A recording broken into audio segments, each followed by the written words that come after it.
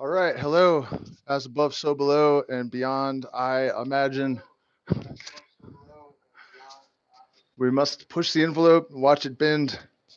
Enough with the Tool references. I know I beat him to death in the description. If you're a Tool fan, I'm sure you noticed, and I borrowed the thumbnail from Lateralis. But this whole alchemical transmutation theme is just so very, very poignant at the current juncture. Let me shut the door.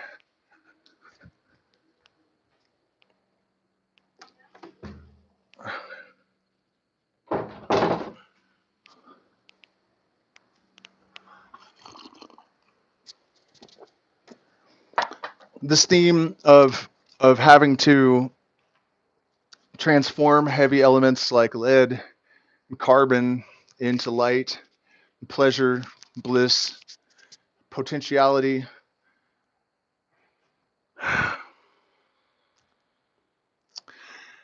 All processes are basically alchemical if performed right, right? So this our specific element of this that we're working with at the moment is chaos, chaos into order, and it's a difficult process, but I'm just trying to encourage everyone with this idea that all of our suffering, all of our tribulations, all of the chaos, it is all there because we need prima materia to transform into the philosopher's stone, right? To turn these leaden grudges into gold. And it occurred to me today, as it's occurred to me before, but the microcosm macrocosm idea is very, very important because Jewish mysticism and Adam Kadmon and all that stuff aside, it is a fact that all of the laws of the universe, all the laws of creation apply to all the systems within the creation, right? So the idea of a Saturn return, which is I mentioned it in the description to the video. 10,000 days is a year on Saturn, roughly. It's about 27 years, and it's everyone knows about the 27 Club, right? All these rock stars that died at the age of 27, because as it says in the Tool song again, it either drags you down like a stone or lifts you up like a child. And so you're presented with these choices and these options of whether you're going to, turn this lead and this carbon to your advantage and use the fuel of combustion, right? The energy created by the application of heat and to rise above all the dirt and grime, to rise above all the dirt and grime, add the right spice at the right time, right? So, okay, so a little bit of topical stuff before we start getting crazy metaphysical because, I'm kind of feeling that vibe tonight. But Rogan offered $100 million to move to Rumble. I already moved to Rumble. I don't have a link. I couldn't find it. I don't know how. I don't know where they. I searched everywhere in my settings. I couldn't find it. So I did move to Rumble. Please, once I get the link, I'll put it in the community shitster. And so this is good because if Rogan accepts, what's going to happen is that there's already a mass migration, and you guys we're all obligated to follow through on our to support these censorship free platforms. And we don't have energy to waste. We don't have time to waste. So, we have to pick one and then everyone needs to focus on it. That's just how it's got to happen. And it seems like Rumble so far has come out the winner. I don't like the fact that it's not necessarily blockchain, but they do seem committed to not censoring. That's why everyone's moving there. And I also like the fact that the monetization is not through Google AdSense. So they're not going to demonetize you. You're paid through PayPal, it looks like. So super easy. The money just shows up in your account. You accept it. And so we got to do it basically. So Rogan has offered $100 million. I couldn't believe that. This is a brand new platform, and they're bidding as high as Spotify to get Rogan to move. So that's awesome. Hopefully he does it. It'll bring a bunch of attention. That'll bring a huge following over to this channel. And since I'm one of the early people and other people like me are early, it's a much better opportunity for us to get off of YouTube. And in fact, I would like to just stop putting anything on YouTube ever again right now. But I just can't do that yet unless if I could raise 5K from this community somehow, which is crazy. But if you guys want to buck up and bribe me so I can get out of here now, I'll delete this channel and just go. Probably not the wisest move. I probably should use it as bait to try to, but I would like to make a statement and just get off of Facebook, get off of YouTube. Unfortunately, nobody's going to bribe me the way that they're bribing Rogan to do it. But I really hope that he does it. I also wanted to mention real quick, since I put this stuff out, I think yesterday, about the whole N-bomb dropping thing with Rogan and all that. And just as I expected, all of the videos I could find today, I spent some time looking to see like how are black people reacting, because I don't care how white people are reacting, right? It's not, they should be basing their reactions on how black people are reacting. And as I suspected, they're all saying, Rogan, you're cool. It should be a matter of context. I found an old video of Eazy-E. In case you're less than 100 years old, you might not know who that is. He was one of the rappers in NWA. He died from AIDS many years ago. But there was a white reporter saying, how do you feel if a white person calls you a ninja? And he's like, didn't even flinch at the white lips uttering this word, right? It was just nothing. And he's like, well, it depends. If they say grr, then you're going to have to pull me off of them. But if they say guh, then it's not a problem. I'm going to say hello to them. And so, that to me was an indication we have gone backwards since the 1980s, right? Because that seems sensible. That seems reasonable. That's not racist. You know what I mean? Like you cannot say that only one skin color can do anything and another can't. Especially in the context of fighting racism, it's just the most ass backwards shit ever. Um, and so we don't want to do that. We don't want to contribute to that. What we need is holistic vision, and we need it to be uncluttered, and we need to have the courage to see things as they are. Over the last couple of years, one of the great lessons of all of this for me has been to learn the degree to which people are able to project their beliefs and their sort of tolerance for what they can handle onto reality. And to and it's really not that difficult to force it to sort of conform to whatever biases you have with your limited vantage point of social media and like work and your friends or whatever. You know what I mean? Not that hard to do. But we have to do better. And we have to be brave enough to examine our own beliefs and our own experiences and really be ready to let go, because this theme that I introduced in the description of, you have to choose to let this go. Right? That song, The Grudge, I'm almost tempted to just read the entire lyrics because I can't remember them. And it just seems so perfectly apropos. How do you say that? Um, uh,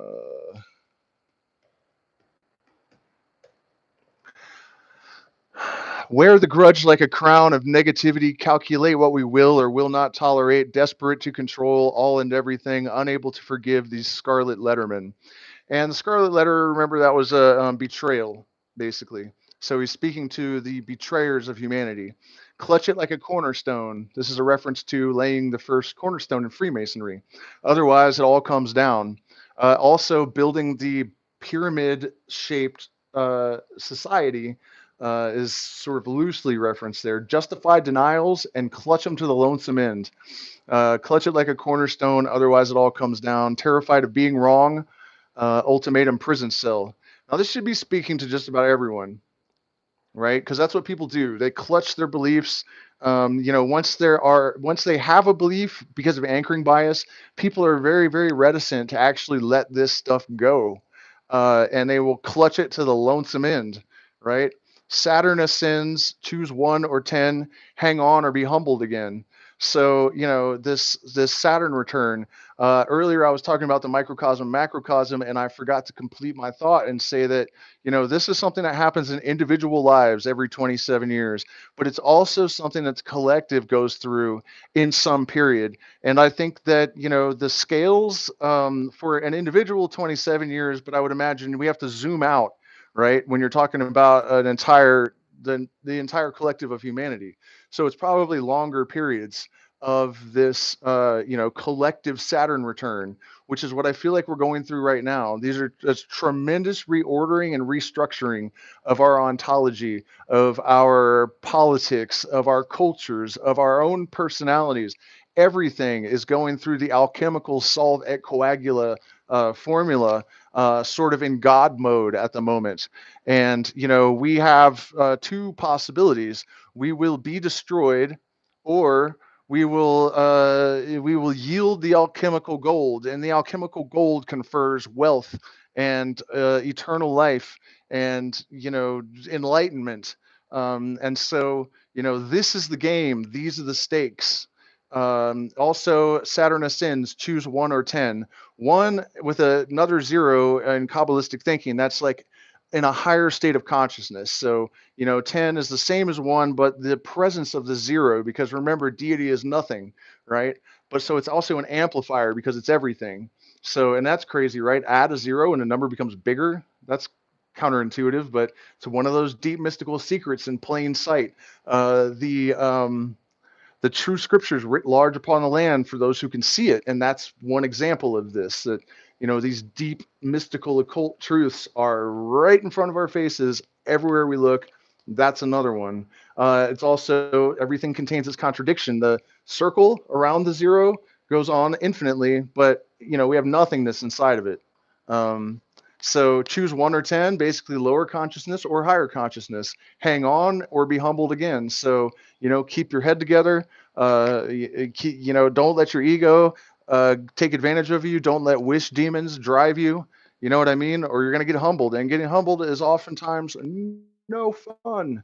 Um, Continuing on, clutch it like a cornerstone, otherwise it all comes down. Justify denials and grip them to the lonesome end. Saturn ascends, comes round again. Saturn ascends, the 1, the 10, ignorant to the damage done.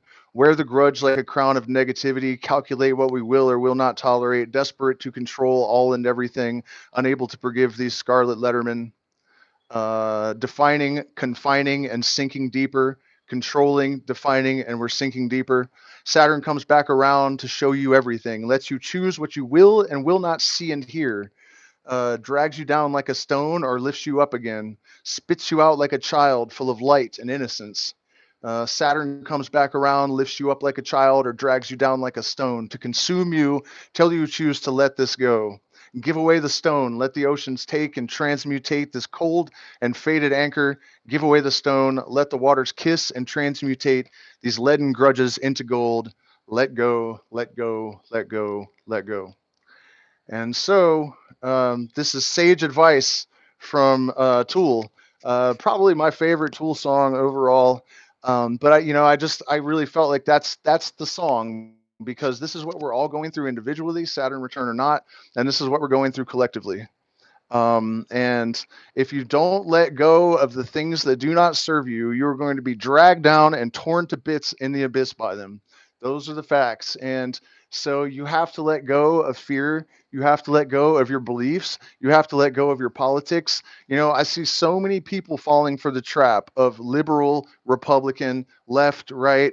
Right, the left is getting hella thrown under the bus and demonized. And it's funny to me that the same people that were very suspicious of the media and believed in Trump just because the media was going after him and painting him to be a villain aren't suspicious when their side does that to liberals, for example.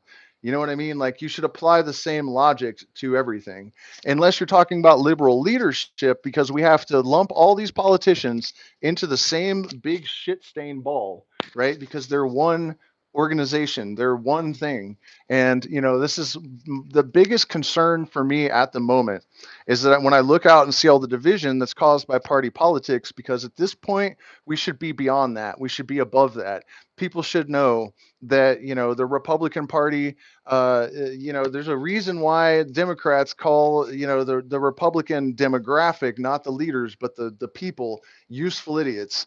They're really, really, really prone to defending these sort of laws and positions that don't protect them, but they do protect big business and the elite. You know what I mean? It's really a nasty trick that they have done to the right in that regard, but they've done it beautifully. And it's like the people, the voting base, they've totally just taken the bait. And so liberals are being tricked as well. They think that they're all about their pro-human freedom, that they are very progressive, and they're just trying to create a situation where everyone gets to live in accordance with their own higher self almost. That's what the people who are liberals think they're doing. And I have news for all of you that are on either side of that fence. You're all being tricked. You've all been brainwashed. You've been brainwashed with the machine on the wrong setting, and your brain has shrunk. You know what I mean? And you're using the wrong detergent. Right on, man. Tool is absolutely awesome. Yeah, and if you've never heard the live version of Salival, I'm starting a music channel, and I'm gonna do commentary like I just did, only with the real music playing, where I'll talk about the lyrics and explain the occult imagery and alchemical stuff, and really go into depth. Not just for Tool, but a lot of bands that have um, that kind of content. So, speaking of division and stuff, oh no, let me share a synchronicity real quick. This is nuts, and I'm actually going to post the video if I can get it from the lady that took it. She had trouble sending it today, but I was playing a gig the other day, and I went into the song called China Cat, and this half Siamese cat, which is important because Siamese are from the Orient, walks up to the stage, like loud ass stage, like the China Cat. I mean, they're technically from Siam, but I mean, what is it, 100 miles from the Chinese border or something? You know what I mean? So I start playing China Cat, and this cat walks up, a China cat basically, and it just sits there, and then eventually it like walked around me. I didn't notice all this while it was happening while I'm playing China Cat. And then as soon as I started playing the next song, because there's no stop, they just melt into each other. The cat ran away, and the song after China Cat, I Know You're Writer, is about leaving. So it's like this cat stayed totally, you know, in character or something. It stuck to the script. It was totally trippy. And I'll post that video. It's probably hilarious because I'm like, look for a while at the China Cat, and I look down and I see this cat from the Orient. I was like, what the fuck is this? It was totally just so bizarre.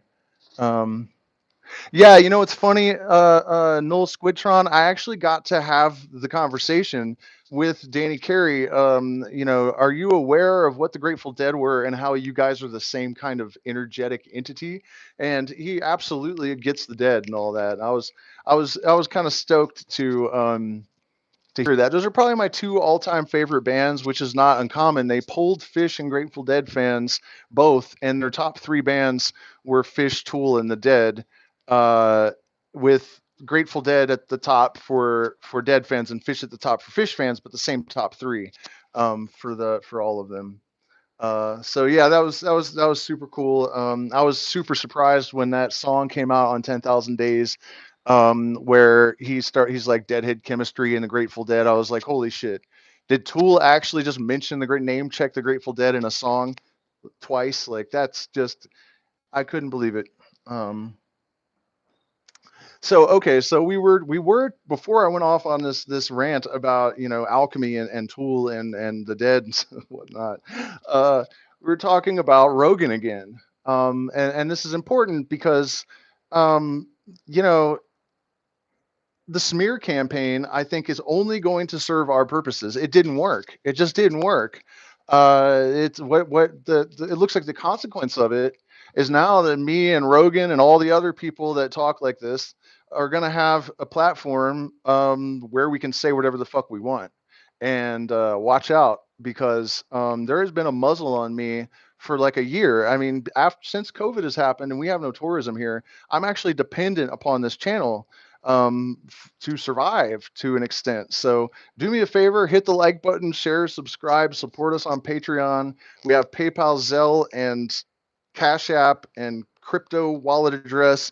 We really do appreciate the support, because we get no money from YouTube and are even threatening to delete my channel. Luckily, I've already moved it to Rumble, but I couldn't find the link. So I don't know. Maybe there's no point in talking more about Rogan, because you guys get it. I mean, black people seem like they're more or less in agreement that he didn't really do anything wrong. Nobody's mad at him except for the and Karens and Chads, and we don't care about them anyways. So that's fine. Uh, I think Rogan will move, man. I think Rogan wants to be able to say whatever he wants. And I think that it's even possible that he may not have to sign an exclusive contract. I really hope that he does, because I want to move over there. And if Rogan moves over there, it will bring a large audience, and it will help me to get back to where I was on another platform. You know what I mean? Like back in the day when I used to have 14,000 instead of what do we have, 11 or something? Now that I'm demonetized, that's how bad it hurts because the algorithm doesn't give a fuck, because um, you're not making advertising revenue anymore. So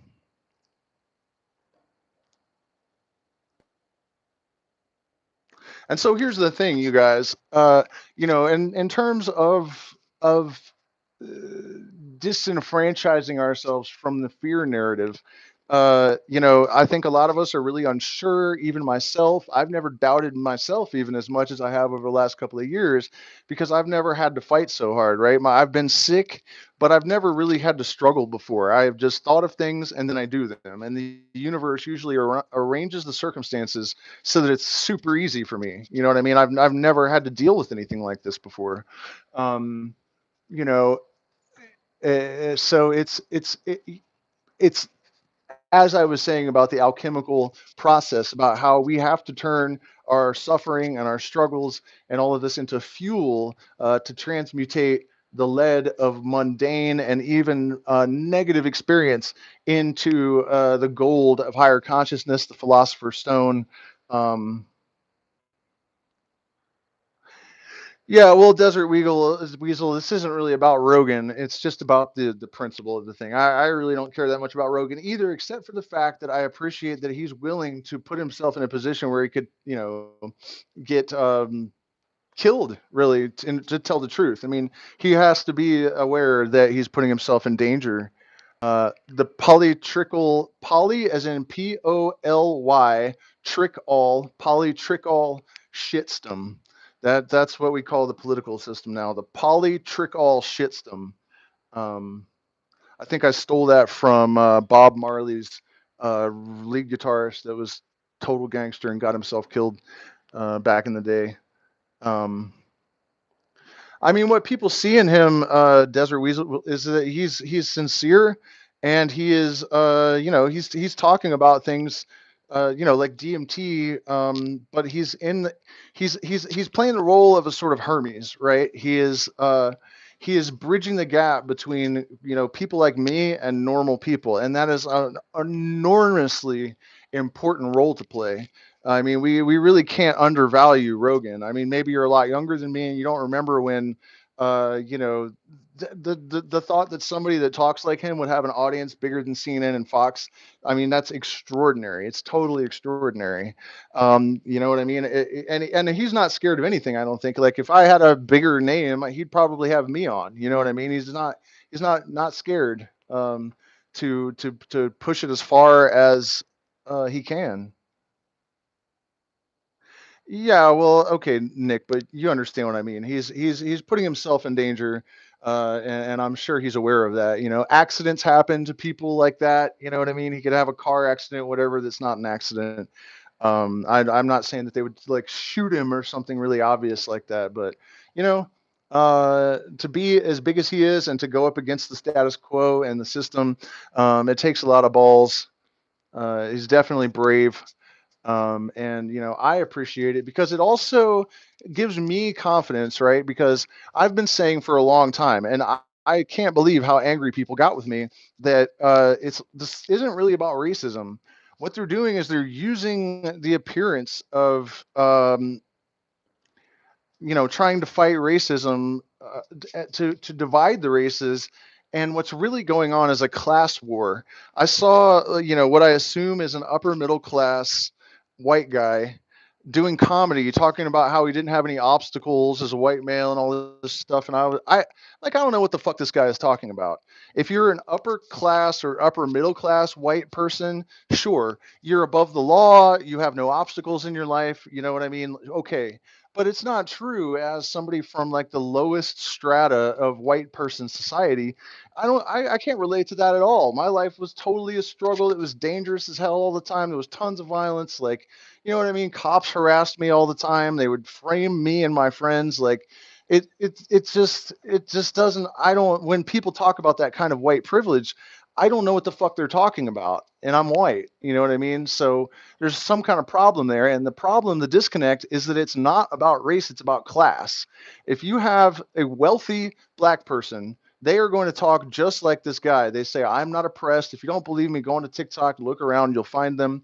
You know what I mean? I'm not oppressed. I don't know what people are talking about. It's a class war. And I heard Rogan say that this morning. You know what I mean? It was like an old clip, and he said exactly that. And if you guys have been following my channel for a long time, I've been saying that forever. But the point is, when I see somebody that is in a big position of power saying the same exact sort of controversial shit that I have been saying, it makes me more confident that I'm not alone in that. It also gives me confidence that I might be able to build a bigger audience, and that what I'm saying is true and correct. Because I mean, you guys, it was extraordinary the blowback that I got for saying a lot of the things that have come to be just totally accepted now. And Rogan is one of the people, the only person that is sort of at the top of the shit heap, that talks a lot like me on a lot of these issues. He's promoting DMT, human freedom. He's thinking critically. You know what I mean? So it's it's a hugely important job that guy. No, man. But the thing is, if he was too deep and philosophical, if he was like me, the people we need to listen to him would not listen to him. We need him to be exactly the person that he is in order to fulfill the role that he is, or otherwise there would be someone else there.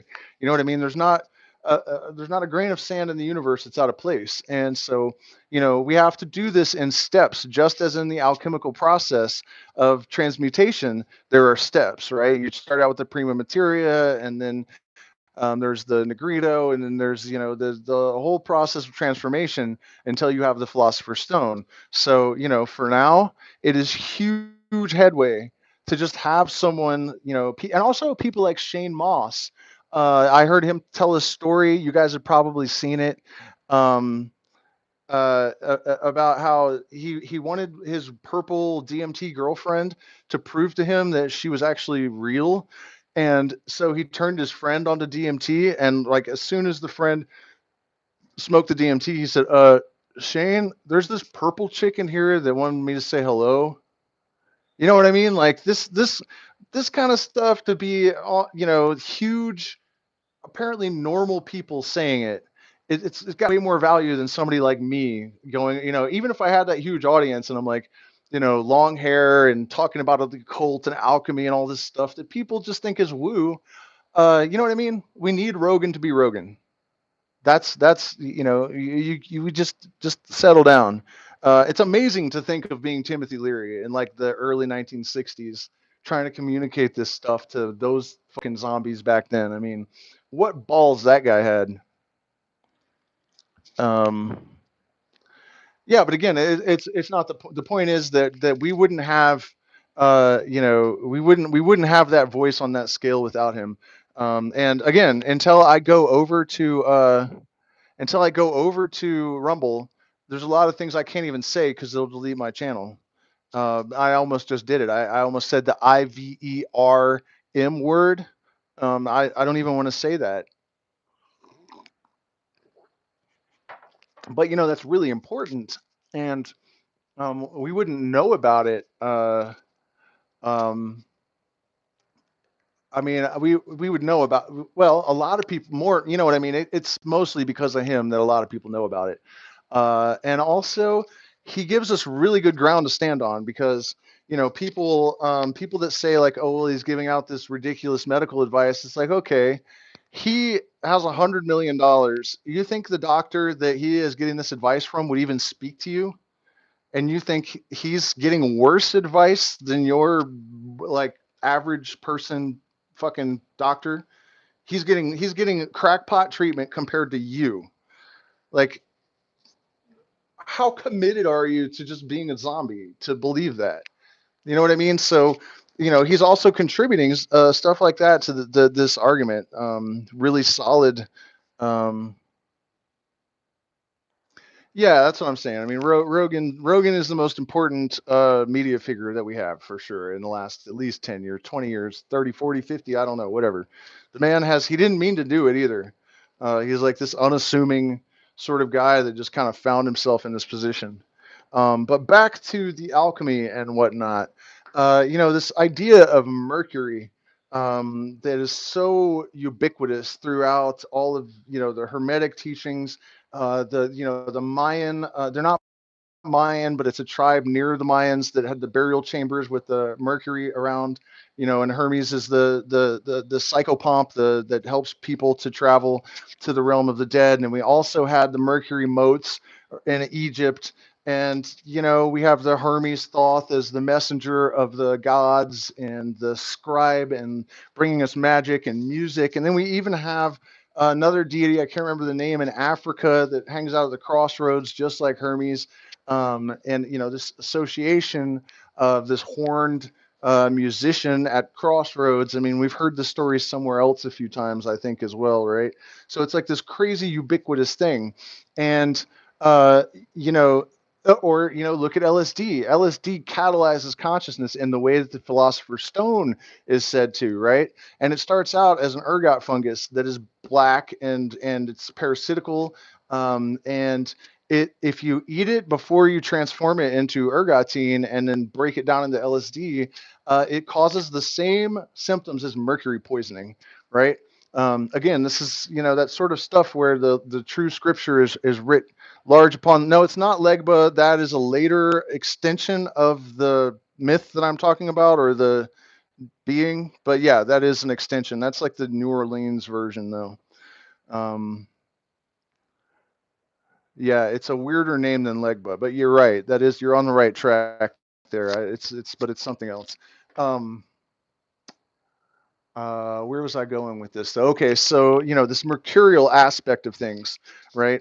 You have to think about how Mercury reacts and responds, its potential to be lethal, and then this association with even the personalities, right? We call these people mercurial, like Aleister Crowley or Jerry Garcia or John Lennon, even though he was kind of a douche actually.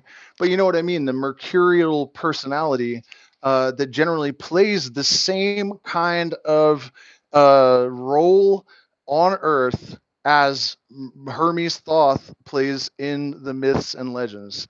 It's really a truly extraordinary thing, and it is also very revelatory if you know how to interpret and understand these things, right? The true scripture is writ large upon the land for those that can see it. It's not a joke. um well, extreme Chris, Jesus is not a historical person. I don't want to have that argument again, though. I've been through that 100 times on this channel. um Okay, so though this mercurial thing, right, and this connection to the Saturn return, I'm kind of proposing that what has been happening is that the human race is going through a Saturn return just as individuals go through Saturn returns.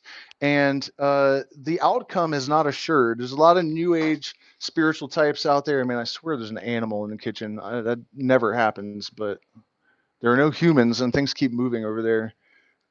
But whatever, I'm not really that worried about it. I don't know what the fuck it would be. Maybe a possum came in the house, or uh, so these mercurial types, that as individuals are essential to the sort of acceleration of human consciousness. They are the iconoclasts that break the mold and drive us forward. Um, this mercurial tendency makes them very volatile, right? And oftentimes they die at the peak of their process, right? At 27 years old, Jimi Hendrix, Kurt Cobain, Pigpen from the Grateful Dead, even some more recent ones. There's some rappers and that girl, the British girl, I can't remember her name, Amy Winehouse. So many 27-year-olds, right? I went to prison so that I couldn't die. It was like the universe. I probably would have died if I was still in the street, because I was acting a fool. So it's like the universe put me in prison to protect me from my Saturn return. It really, really does seem to be a real thing. And I think that we have all of the indications of that process in the collective right now.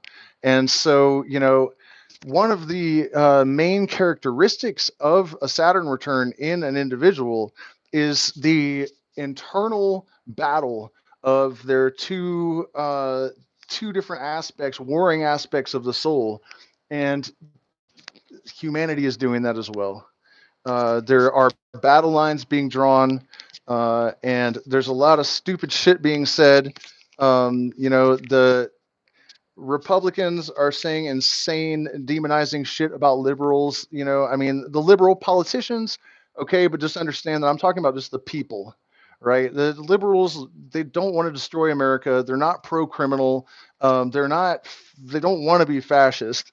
They're just scared ass punks, and they're being tricked. And the same is true of Republicans. They're being duped by big business to be tools as well, and they could be extremely dangerous with the right leader. What people need to do is lay down their grudges, lay down the leaden grudges, and realize that they're being played against each other, and that all systems tend towards homeostasis, right? The universe is negative and positive, returning to zero. 0 = 2 is an equation that explains the universe.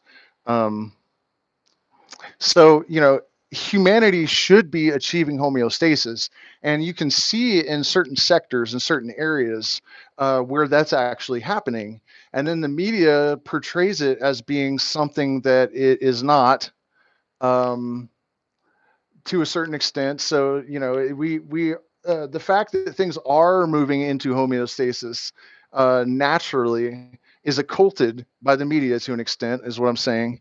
Um, and then there's people shaking the fucking ant farm, right? Because otherwise it would be achieving homeostasis, because that is what all systems in the universe are compelled to do because of the influence of natural law, right? There's no other place for them to go. So what I'm saying is that it's a particularly precarious precipice that we're perched upon, because of this mercurial volatility that is an essential component to these processes of growth of consciousness. And it's what happens is that there's a clinging to the shadow self, because the shadow self has become part of the personality. You identify with this shadow self that does not serve you, because it has been a component of your identity for so long, that you feel that if you let the light shine where you don't want to see, that your essential self is going to be dissolved and destroyed, and that you're going to lose something essential to yourself.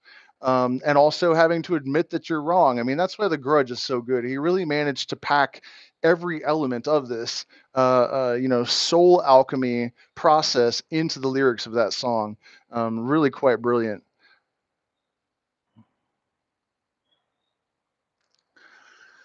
Well, Again, it's I don't see I do see the focus on liberals going nuts right now, and why, but the right wing is already completely insane. So and it just doesn't make any sense to divide everyone in your mind, to put labels on people. Everyone fundamentally wants the same thing, and you have to remember that most people that are saying shit don't actually think that shit. Remember the experiment that I told you guys about, where they have the people that, everyone but one person is in on the experiment, and they have 5 lines. One of them is half the size of the others. And if the majority says that all the lines are the same size, the one other guy will lie 88% of the time. Okay, so you have to remember that a lot of these people, don't actually even believe what they're saying. And so to get them back to a rational place, a sane place, is not as hard as you would think. All it takes is a gust of wind in the right direction, and all of this shit comes tumbling down. Um, okay, so we talked about the mercurial stuff and the evolution of consciousness, and how the macro processes are the same as the microprocesses.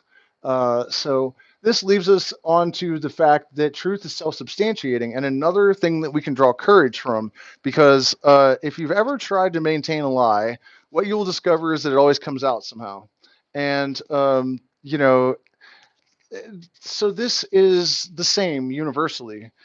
We know that whatever falsehoods are floating around in the various narratives, they will disintegrate on their own. That the truth eventually will emerge, and you can even ascertain truth to a certain extent just by looking at the shadow that it casts, right? So, we know that eventually the shit will come out in the wash. And this is why, when people say, that righteousness ultimately will win in the end, it's if it wasn't for the fact that the universe is engineered so as to fulfill that statement, right? It's not like you have to believe that a sky god is, manipulating things so that righteousness will, because that's not, it doesn't even need to be the case. All you have to understand is that it's it's due to the nature of the universe that truth is self-substantiating, and that even, as I said, a shadow cast may distort, its source or your perception of it, but it still informs you of the truth. Um, Actually, the way I said that in the description was probably probably way better than that. I don't know why in the hell suddenly my computer's trying to update. How did I say it here?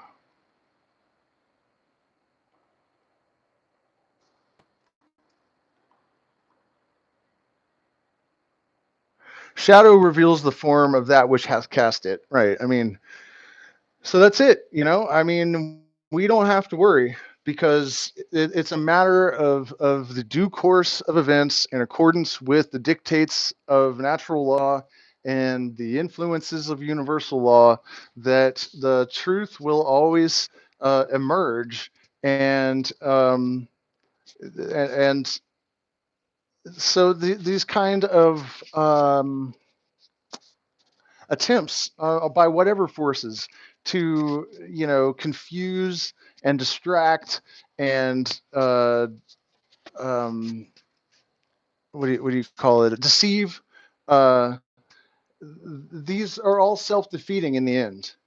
um, there there are some issues for sure, because um, people don't really seem to learn. I I saw something today that really, really, really drove it home. One of Nixon's aides, right, when he was talking about how they were trying to defuse the situation in the 1960s, that so many people think, the psychedelic movement was a CIA, whatever. It's one of the dumbest fucking conspiracy theories ever. The only one that is stupider is probably the flat Earth. It's just totally dumb. Like, the CIA knew what psychedelics did. They knew what they're for, and to engineer like a totally self-defeating program is just stupid. Just there's no logic to it at all.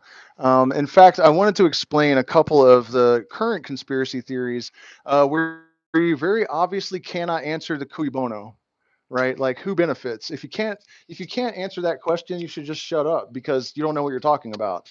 Yeah, as far as conspiracies go, right? That's like the first thing that you have to establish. Who benefits? And then if you can't figure it out, then it's no good. Um, Damn it, though. Okay. So Richard Nixon's one of his aides that was tasked with shut this insurrection down, right? Stop these goddamn psychedelic hippie weirdos from, overturning the tables and disconnecting all the cables. And he said, we knew that if we could associate marijuana and anti-war. We couldn't make being black or anti-war against the law, but we could. I'm sorry, one more time. We couldn't make being anti-war against the law, but we could associate it with black people and marijuana, and then associate that with heroin, and then we could demonize these people in the eyes of the mainstream. And did we know that we were lying about how dangerous the drugs were? Absolutely. And so when I read that, I thought, okay, these people that take this position, that uh, they wouldn't do that, like they wouldn't lie about COVID. They've already admitted to engineering perception of the populace with lies in a manner that causes human suffering, unjust incarceration, oppression, destruction of lives. Here's another one, you guys. Look, if in my opinion, the first guy was not the first guy, but Lloyd, whatever, the guy that had put his gun to a pregnant woman's belly and was in the middle of more felonies and was guaranteed to offend and create more victims again. That guy was no reason to riot. Uh, but there was a totally innocent autistic black kid that was killed in Colorado around the same time that was a reason to riot, right? Just as a side note, that we need to start, choosing our battles a little bit more intelligently, because it's not that the reason isn't sufficient, but it does seem to me that the circumstances are engineered so that, anyways, I don't want to go down that rabbit hole too much at the moment. Um, but what I'm saying is this: every single person that has ever been arrested for LSD, that has ever been put into jail without violent adjunct or how do they say it, aggravating circumstance, in the entire history of the United States and had their lives destroyed is a reason to go and riot, right? Like it's really strange to me that the only time that seems to happen is when these causes are somehow mixed up in a situation that can be turned to the political advantage of those who seek to separate the people, right? Because in the case of Floyd, for example, you have this terrible criminal record, and you have this narrative that, oh, Democrats just want to support criminality, they're destroying the country and stuff, and so and look at this guy they're defending, and then who is the other one? The white guy that shot the people, totally, that kid was awesome. He totally should have gone with his guns and protected that community. I would have done it. I would do it for you. And it was insane that people were saying, how dare he travel across state lines with a weapon and do all this? What about the guy that he killed that traveled across state lines to rape little kids? You know what I mean? And I'm just saying that I think people should be a little bit suspicious that every single time there's a martyr on the left, it's somebody who is just a total fucking piece of shit. And there are people that die in unjust circumstances, that are victimized by police, that don't have these kind of records, and every single fucking case gets ignored. Okay, when you have that level of consistency, you need to maybe consider that there's, intentionality. You don't have consistency with randomized events. You just don't. There's no conceptual continuity, right? That doesn't happen with random events. That's what random is. There's no unifying narrative to randomness, people. So you know what I mean? It's just crazy. And if people really care so much about injustice, don't stop rioting. Because there are still 20-year-old kids sitting in prison for decades for possession of LSD, which is actually helpful to almost everyone that takes it, right? Almost everyone that takes LSD benefits from it. And there are people sitting in prison for decades. So, like, why aren't we out in the streets about that? Why haven't we been out in the streets about that since it started? What is going on? And now that people have realized that these things are beneficial, uh, where, where is the fight to get all these people out of jail? You know where it is? It's being swallowed up by, unworthy martyrs and wedge issues, things that are intentionally used to divide the populace to keep them fighting, you know? And of course, solvent coagula, you guys, you have to have chaos in order to produce a new order. There has to be, the constituent elements must separate, and there must be space in order for that to allow movement, so that there can be a structural reconfiguration that leads to something new and different. Um, Even in What's Up, Christ Bearer, Bright Ruler, he's got like a Luciferian Jesus name. That's kind of dope. Um, well, okay, from some perspective, chaos may be order, but we can't we can you can do that lunatic logic sort of metaphysical uh, gymnastics and just stay lost forever. But when you have to focus on something, a process, the chaos always precedes a new order, and there are reasons for it. It's a necessity. Nothing happens in the universe for no reason. And again, I'm just trying to throw something positive in there and say, from all of this shit, we can extract wisdom, which is the philosopher's stone, right? This whole situation is oozing the LVX, the Lux, if we are able to perceive it. And that is our job. That is our duty, to understand the purpose of all of the processes that we absorb and allow them to inform our own processes, to reflect those attributes of these processes that serve us and that serve the collective of humanity. It is not that difficult to balance self-interest with an awareness of obligation to the collective self-interest. What are you but my reflection? Who am I to judge or strike you down? Right? Another Tool reference. That's really part of the point of gnosis. When people have a genuine experience of unity consciousness, of the fact that we are one soul divided for the sake of union, so that we can experience something, right? Because otherwise there would just be this eternal nothingness. When you understand that, it's not that you become, you're not trying to condition yourself to follow a new rule, like, okay, now I'm going to be nicer to people because I get that we are all one. It's not that. It's not that. It's an actual experience of an actual internal process. So it changes you fundamentally. This is not, religion. This is one of the major problems with religion. It's a problem with politics. When you try to just choose a set of rules of ancient date designed to make you all feel great while you fold, spindle, and mutilate the unbelievers from a neighboring state, uh, you know what I mean? It doesn't work to just impose these rules upon yourself. But when you have gnosis, when you have experiences of psychedelics or deep meditation like pranayama, yoga, if it's practiced in the traditional way, which almost no one does in the entire Western world, modern yoga is mostly garbage. Um,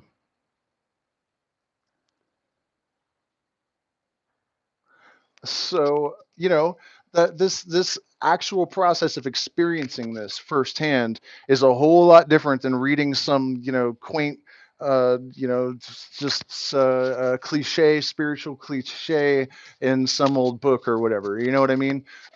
This is a very effective thing, and you can't run around on psychedelics all the time.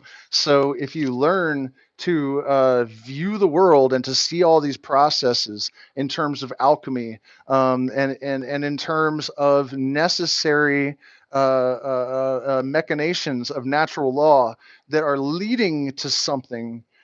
This idea that Terence McKenna had, the attractors in hyperspace, right? When you consider that alchemy, for example, was the progenitor of modern science, um, you understand that there were outgrowths, there were consequences of the alchemical process that didn't manifest for hundreds of years. And so those end goal scenarios are the attractors that work in reverse through history to, catalyze a process in the past. And so, we know that we have some obligation, some duty to elevate our awareness. It wouldn't happen if it wasn't an evolutionary necessity, that we're compelled for whatever reason to try to expand our consciousness, even though for most of us in the early stages of expanding consciousness, we don't even know what that means. Most people don't even think that far. Like, what's going to happen when I expand my consciousness? They're not thinking, well, I might become telepathic, precognitive. I might start talking to fucking star beings. There's interdimensionals, all that stuff usually isn't in your head. You're just thinking, well, maybe I'll be more at peace and maybe a little bit less of an asshole, and that's all good. But you're going to get a hell of a lot more than that, right? So once you have experienced this gnosis and you've developed this responsibility, and you start engaging in these processes, you have no idea the magnitude of the consequences of your actions in the future. And if we're one eternal soul that just keeps, just this one field of consciousness that is always present for all of this, you are setting something in motion that you may not reap the benefits of for 200 years. And supposedly, by the way, this is how adepts of the mysteries would work. You think in terms of several lifetimes out. And once you have really established the continuity, or the consciousness of the continuity of existence, then it becomes even easier to sort of track and plan your growth over the centuries. And there's no reason not to think this way, because it's not going to do any harm, even if it's not true. And that's the thing. It is possible to have a spiritual life where there are no restrictions on you that are going to limit your experience, beyond the negative impact that you might have on other sentient beings. That's the only line that you will find yourself disinclined to cross. It's not that it's not that there's a rule on you now. You just don't do it because that's just what happens when you experience genuine gnosis. Actually, chronic chills, that's not really true that your brain and body builds immunity to the effects of psychedelics if you take too much. I mean, if you take them too close together, then you can have an immunity to LSD. But DMT, I mean, I'm not advising that you do this, but you can drink ayahuasca every day and it's never going to get weaker. In fact, there's a tribe here in Ecuador that has this thing, and you know how they would choose the Dalai Lama, and as a child, they'll choose a family that will drink ayahuasca constantly, basically for 5 years. Everyone in the family, from the babies, teenagers, adults, everyone, almost all the time for 5 years, and they're fine. By the way, there's no mental damage or anything. It's all of that stuff is. All of that stuff isn't true. I mean, I'm not saying that you should just gobble down psychedelics every day of your life in massive quantities, but it's unless you are predisposed to mental illness, they will not harm you. And it's really important that people know that. The propagation of untrue, you know, fearful stuff about psychedelics is extremely damaging, because if you have those things in the back of your head and then you take a high dose of psychedelics, you're more likely to experience some kind of trauma.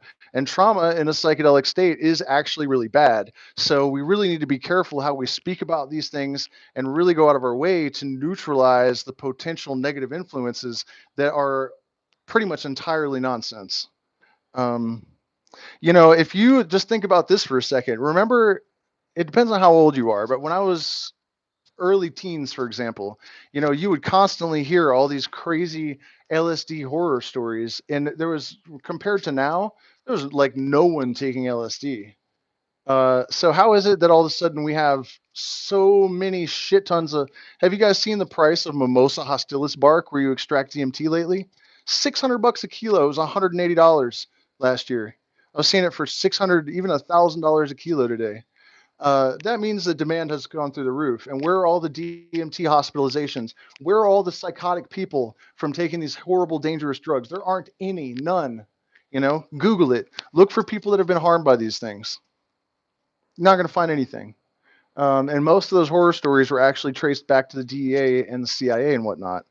Um, so you know, it's just really important that we are really careful how we speak about these sacred sacraments that liberate consciousness that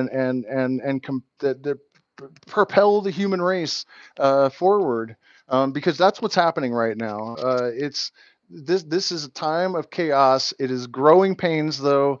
You know, we have been here before where the fascist element was cracking down in the 50s, in the 80s. Never have they had the power and the capabilities that they do now. That is true, but neither have we, right? So, you know, I think that it's really easy to look out into the landscape of the world right now. I mean, by the way, you guys, 77% of you thought that nothing's going to happen with Russia and the US and China in a poll. They're already openly talking about nukes. I think you guys, you know, it's important not to be in denial. And I think maybe some of you guys, here's another thing, right? 77% of people said they didn't think anything was going to happen. Like 13% said the human race would be annihilated. And so, you know, we're left with very small left or yeah, nothing would happen. And then, okay, so something would happen was the rest of it. So 77%. It was either Einstein or Mark Twain that said, if you find yourself in agreement with the majority, you better check a stock and reevaluate. Right. So I just, while that was on my mind, I just wanted to mention that I don't think it's realistic that nothing's going to happen there. You know, yeah, sure, Russia's a distraction until it starts raining nukes. I mean, I don't think it is. You know, the depopulation agenda that people talk about, you know, it's laughable to me that so many people are acting like it's a surprise or something. Or, you know, I mean, ever since I was a child, I understood that that was one of the elements of governing a culture, a society. Population management. That's, you know, this is not new. Why do you think that they engineered religions like Catholicism and then distributed them among the people they were basically going to use as slaves in order to get huge populations of them, right? And what's happening now that they don't need those huge populations? The Pope is fucking saying that you don't have to wear contraceptives, or that you can. I mean, I'm sorry, and that it's okay to be gay and all. You know what I mean?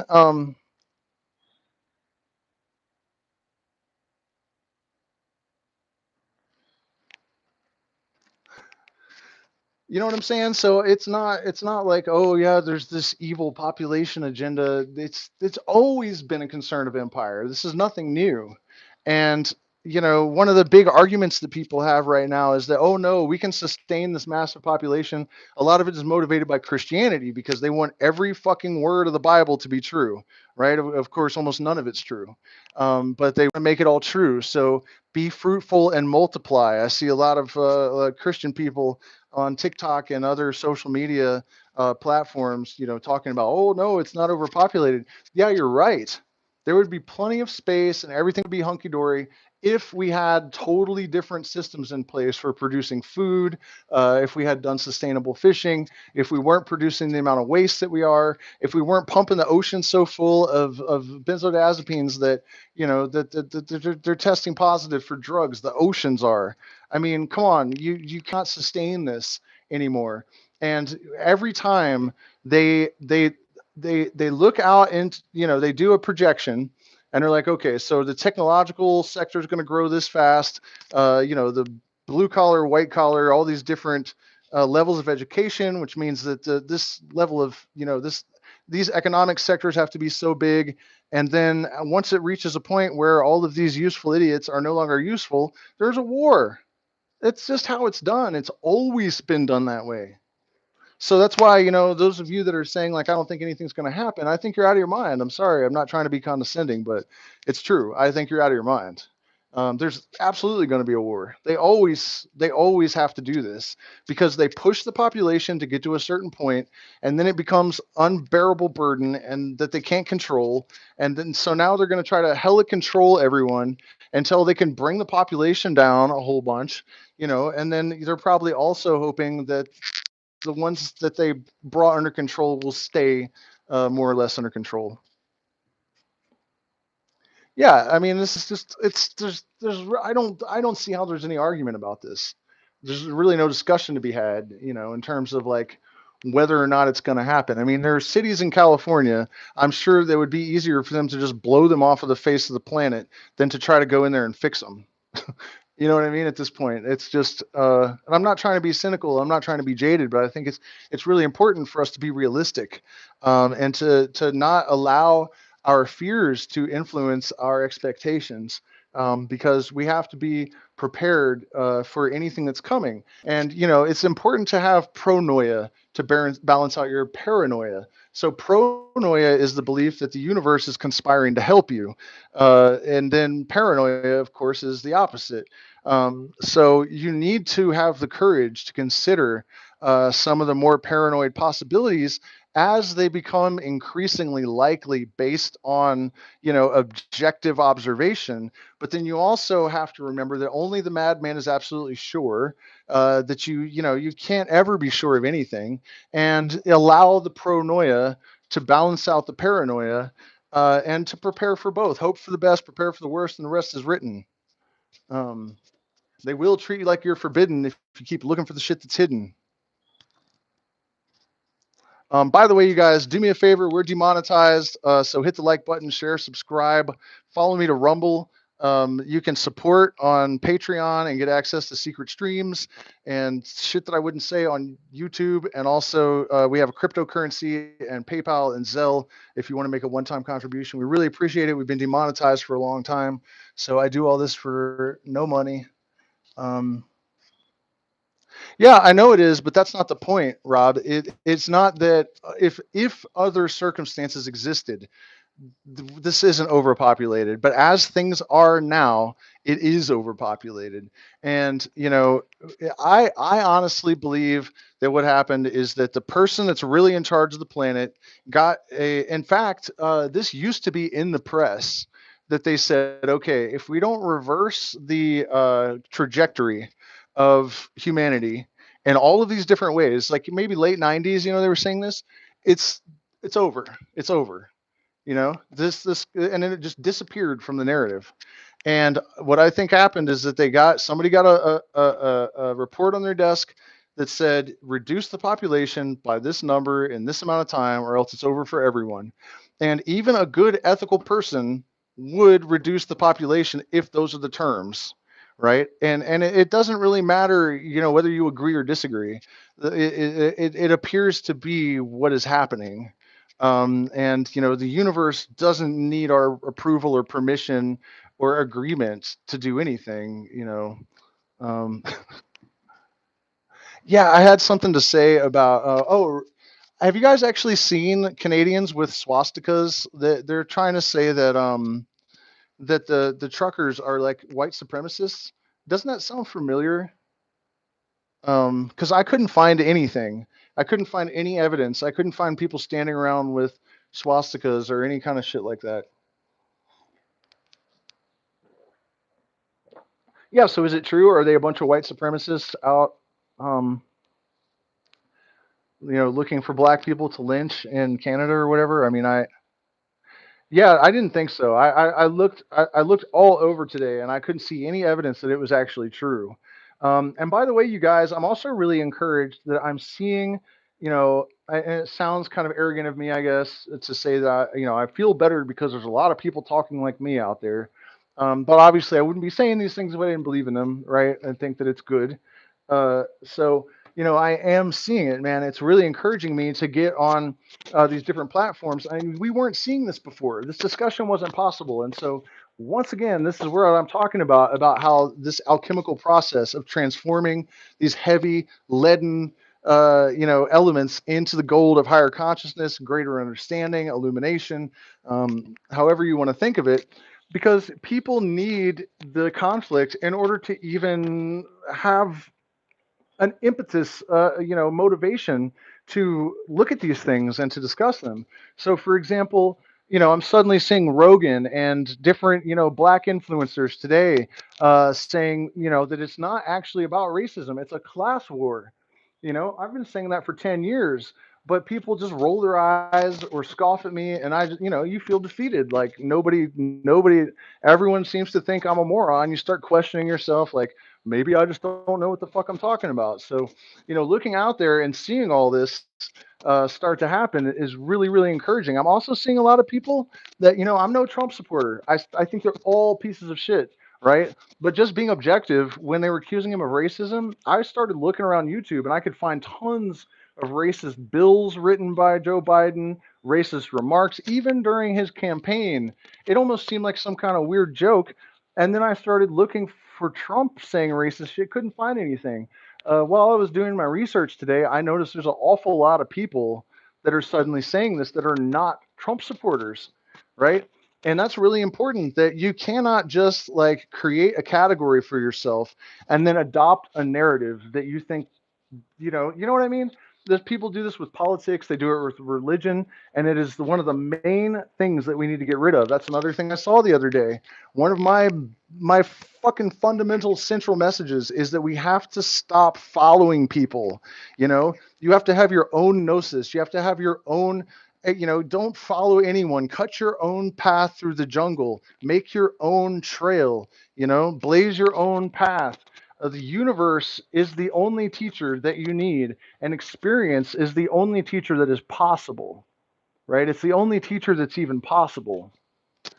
Nothing worth knowing can be taught, right? Like you can kind of encourage and you can make it so that people are more predisposed to receiving certain gnosis, but you can't really teach any of this stuff.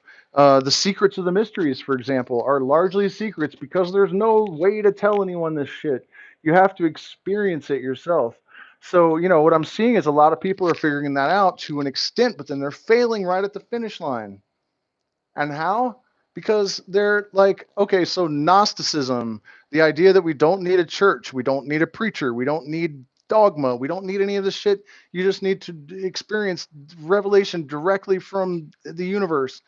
But then they're like, so which version of Gnosticism are you following? Sethian or no, don't do that shit. You're not trying to become a Gnostic that believes in a certain, what are you doing? Look, culture is not your friend, right? Culture is your cult, right? And let's see if I can real quick pull up the, just so I don't miss anything. Let's look at the characteristics of cult. Um, let's see, how would you say it? Characteristic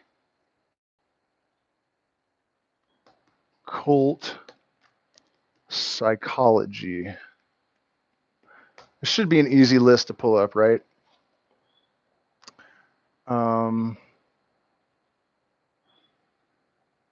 Okay, well, whatever. I can do this off the top of my head. I don't see it. I have found this.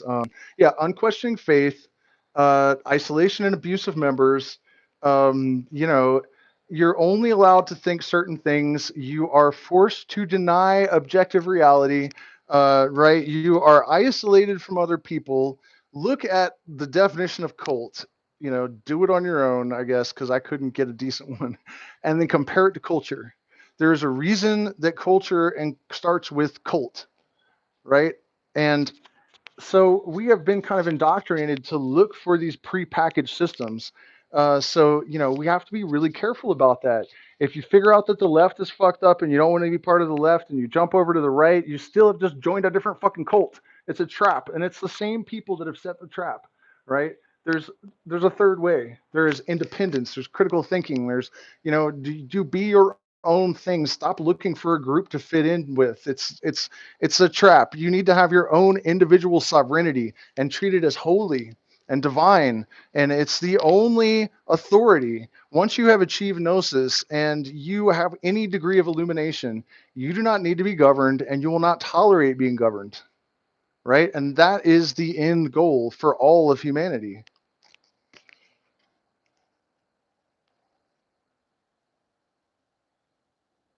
Sorry, I'm just looking at the comments to see if there's anything I should respond to specifically. Yeah, okay, so you know what I mean? Like, people are figuring out, like, okay, so Gnosis, like Tool, are basically Gnostics, and Crowley has this weird Gnosticism, and freeing your mind from all of this religious dogma, but then they're becoming like to the letter Sethian Gnostics, or just believing in archons just because some Gnostics believed in them. That's not what you want to do. The only thing to take away from Gnosticism is the idea of direct revelation as the only source of knowledge. That's it. You're not looking for dogma and doctrine to follow. That does not work. It's a trap. It's always a trap, and it is only a trap. Political dogma and doctrines are traps. There is no ism schism. There is no ism schism that is a good choice. Um, yeah, your intuition is extremely helpful in this regard. But the thing is, if you just set out on a path, if you're looking for self knowledge, it's very easy to kind of achieve the gnosis, right? What you have to do first is some kind of psychoanalysis, right? Ayahuasca and a good shaman is good psychoanalysis. You can learn to psychoanalyze yourself. You can keep a dream journal, and then you can sort of learn to interpret your subconscious. But if you're going to do that, you can't just you have to put in actual work. You can't just interpret your dreams based on what you think they mean. You have to put in some work to actually learn about the subconscious and whatnot. You know what I mean? So self-knowledge first, right? And then you have to figure out what influences caused whatever traumas and delusions and all the shadow shit that doesn't serve you, that you need to get rid of. You need to shine the light where you have refused to look in the past, so you can see what's there. And it's like the spell in the old children's fairy tales, when the witch has cast a spell on the children, and they realize that the spell has been cast and it's enough to break the spell. This is like the fundamental purpose of psychoanalysis. So you do that, you practice mindfulness. You learn to analyze everything that goes, everything you think, every move you make. You're always paying attention and analyzing your own behavior. A really great practice for this is that when you have a thought, and especially if you notice that it could be doctrinal, like say you were raised around Republicans or you were raised around liberals, and you notice an association, it's really important to go through all of that stuff and see how much of it do you actually believe based on experience, and is it actually part of your ontological makeup, or is it something that is just there because it has been programmed in there through provisional programming.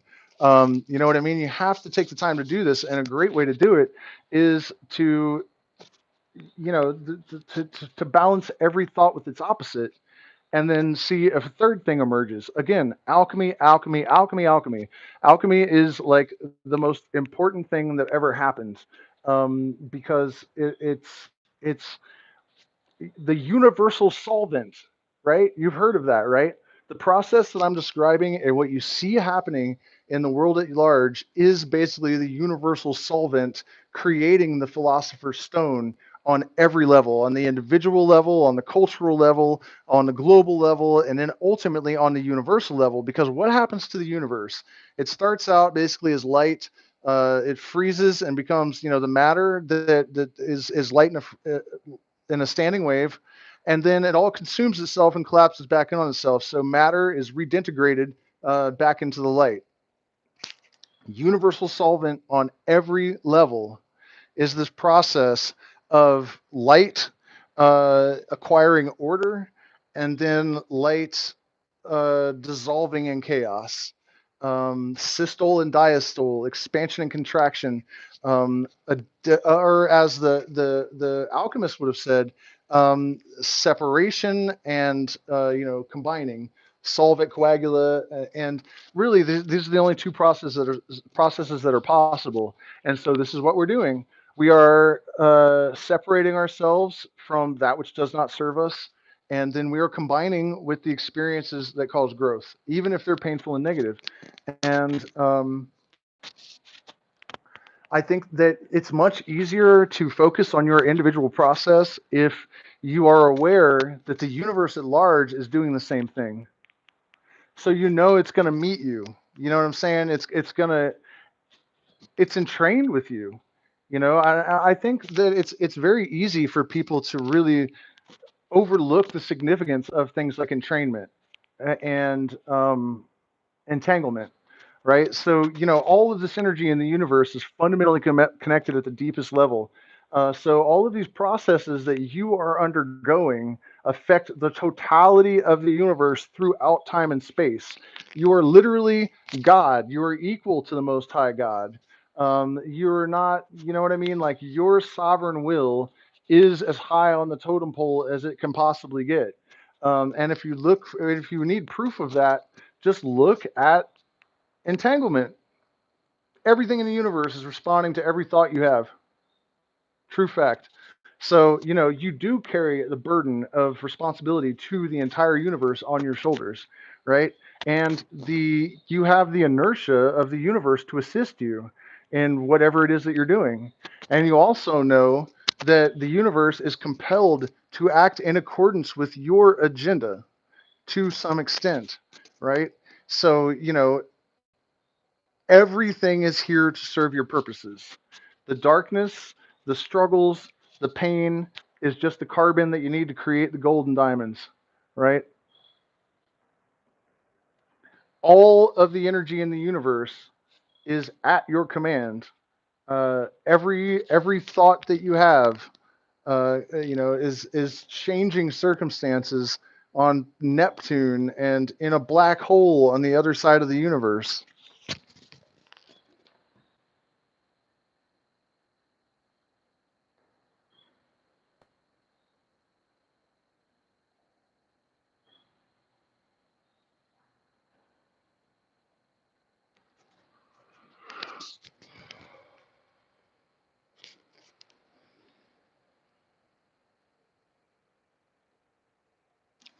Well, poo-poo, the Gnostics shouldn't have been taking ideas really from any sources, maybe inspiration.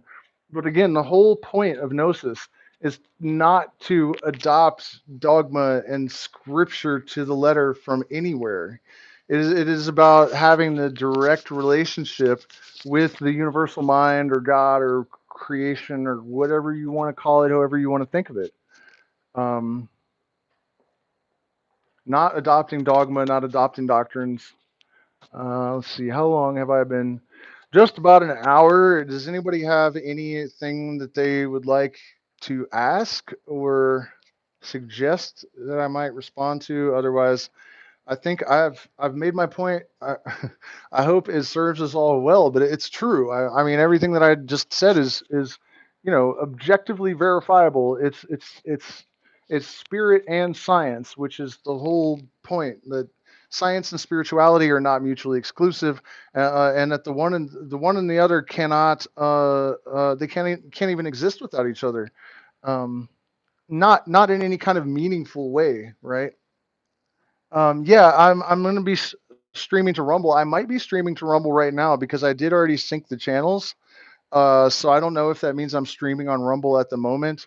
I'm just really looking forward to the moment when I have enough, viewers on Rumble that I can actually stop fucking with YouTube. What we have to do is tear down the old institutions that have trapped us, that have been censoring. They need to suffer for their sins. You know what I mean? We need to actually, use our power and our influence to have an effect, right? And that effect needs to be that YouTube gets sunk like a stone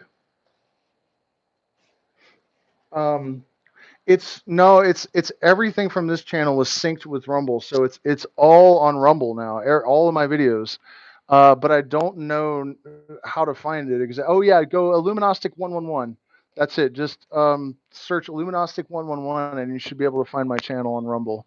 And please do, guys, go over there and start making that algorithm notice me, so that I can get off of this channel and make all of us just make them answer for.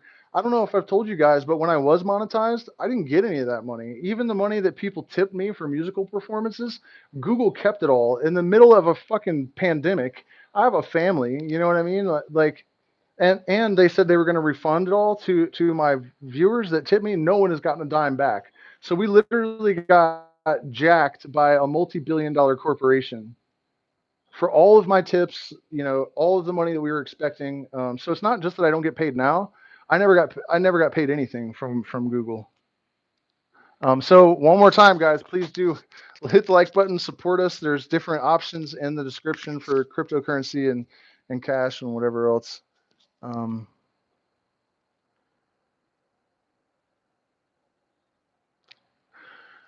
Yeah, I mean, I have to. I'm not able to shut the channel down yet. And the more you guys support me, the more I can be able to just tell them to go fuck themselves and delete my channel myself, which is what I would ultimately like to do. And I've told you guys that when people say that they don't think that all of these social media platforms are connected, it's definitely not true because my uh, strike on YouTube got me buried on Facebook. I'm surprised they actually tell you, but it says your posts will be put lower in people's feeds for 90 days, and then they they did it again. So now when I go to promote my videos, no one sees them. And I've noticed that, I used to get comments and responses to a lot of the things I would post, 12, 15 people, and now it's usually zero. The only people that interact with my Facebook posts are the people that actually go to my page and look through them on purpose. You know what I mean? Like, you're not going to see me in your feed.